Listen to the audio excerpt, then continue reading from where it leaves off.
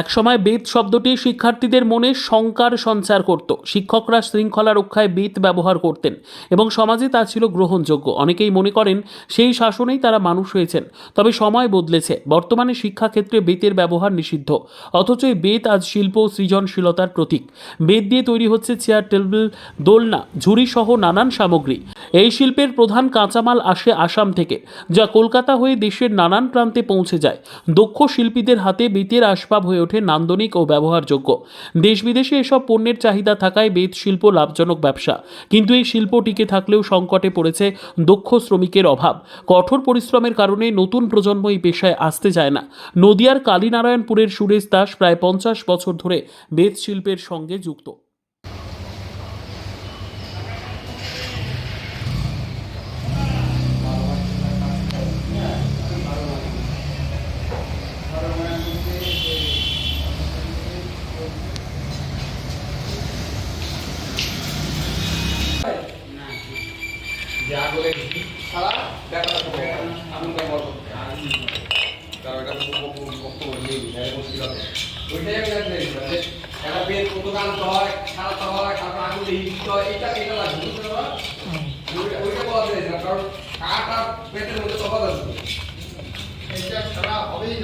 আগুন ছাড়া হবেই না, আগুন করতে হয়, এইটাই আমি জানতে চাইছিলাম।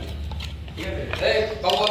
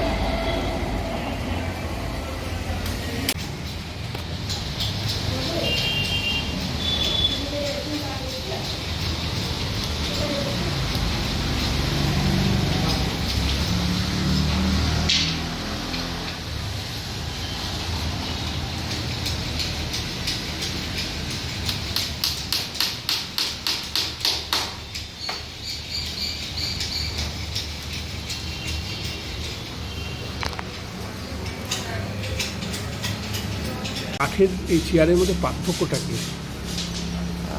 দেখুন, বেত এবং কাঠ দুটোই প্রাকৃতিক জিনিস, কিন্তু দুটোর মধ্যে বেসিক্যালি পার্থক্য হলো যে কারুকার্যের ডিজাইনের অনেক ডিফারেন্স রয়েছে। অনেক ডিজাইন আছে যেগুলো কাঠের মধ্যে যেভাবে ফুটিয়ে তোলা সম্ভব নয়, সেগুলো বেতের মধ্যে ফুটিয়ে তোলা সম্ভব। আর বেতের সাথে কাঠের একটা মূল পার্থক্য হলো যে জিনিসটা গোল হয়, তার ফলে কী হয় যে ছোটো ছোটো যে ফুলগুলো তৈরি করা এবং অন্যান্য ধরনের যে ইউনিক ডিজাইনগুলো যেগুলো কাঠের মধ্যে সেভাবে ফুটিয়ে তোলা সম্ভব নয়। তো সেহেতু এক শ্রেণীর মানুষ আছেন যারা এই ধরনের ডিজাইন খুব পছন্দ করেন, এই ধরনের কারুকার্য পছন্দ করেন। কোথায় কোথায় যাচ্ছে এগুলো? এগুলো মূলত অল ওভার ওয়েস্ট বেঙ্গলে সাপ্লাই হচ্ছে এবং এছাড়া এর বাইরেও আমাদের বিদেশেও এমনকি মালগুলো যাচ্ছে। সেক্ষেত্রে আমরা সরাসরি কুরিয়ার করি না, কিন্তু যারা নিচ্ছেন তারা নিজেরা দায়িত্ব করে নিয়ে যাচ্ছে। কত কত দামের আছে জিনিস সেখানে? এখানে সিঙ্গেল চেয়ার শুরু হয় 2,500 টাকা থেকে, তারপরে বিভিন্ন ধরনের চেয়ার রয়েছে 3,000, 4,000, 5,000, এগুলো ডিপেন্ড করে মূলত ডিজাইনের উপরে। 20, 25, 30 হাজারও তো জিনিস আছে। হ্যাঁ হ্যাঁ, অবশ্যই একটা সেট আরম্ভ হয় 20,000 টাকা থেকে, তারপরে সেটা ডিজাইনের উপরে এবং কোয়ালিটির উপরে 40-45 হাজার টাকা পর্যন্ত রয়েছে আমাদের কাছে পুরো সোফা সেট। কী নাম তোমার? আমার নাম প্রদীপ দাস। আমি 25 বছর। প্রতিবার ধরে এই বেতের কাজকর্মগুলো যেটা হয় এটা কীভাবে বেঁকান আর কীভাবে করতে হয় সোজা? এটা আমার বুলুলার মাঝে গ্যাসে চালানো হয়। আচ্ছা, ওই দেখায় টাকায় কালি টালি ছুলে টুলে নিয়ে তারপরে মালটাকে ফ্রেম করতে হয়। কোথা থেকে আসে বেতগুলো? হ্যাঁ, বেতগুলো কোথা থেকে আসে? বেত আসলে আসাম। আসামের বেত ভালো না শিলিগুড়ি থেকেও যে ওই বেত? শিলিগুড়ি আসাম একই, এবার আসাম থেকে আসে শিলিগুড়ির নাম হয়। আচ্ছা, এবার যেমন শিলিগুড়ির থেকে কলকাতায় আসে, কলকাতার থেকে আমরা এখানে নিয়ে আসি। আচ্ছা, এই বেতের ভ্যারিয়েশন তো আছে, হ্যাঁ। বিভিন্ন প্রকার আছে। ভালো বেত বেত হলে কি করে বুঝবেন ভালো? তো আমাদের বেত দেখলে আমরা বুঝতে পারি, আচ্ছা, যেমন রায়ডাং, গৌরী, বন্যা, হাড্ডি, নানান রকমের বেত আছে। আচ্ছা, এই বেতের তো ঘুন মুন ধরে না? হ্যাঁ, ঘুণ ধরে। আচ্ছা, মেচুরিটি না হলে ঘুণ ধরবে, আচ্ছা, ভালো বেত নিতে গেলে আর ঘুণ ধরবে না। আচ্ছা, ভালো বেতে কোনো ঘুন ধরে না তাই না তো? না, ভালো বেতে ঘুণ ধরে। আর এটা খুব শক্তপোক্তই হয় তাই তো? হ্যাঁ, শক্ত শক্ত হয়। ভালো বেতের চেয়ার তৈরি করলে পারে আপনার 25-30 বছর কোনো ব্যাপার হয় না, ওটা ভালোভাবে চলে যায়। কী নাম আপনার? আমার নাম সুকুমার দাস।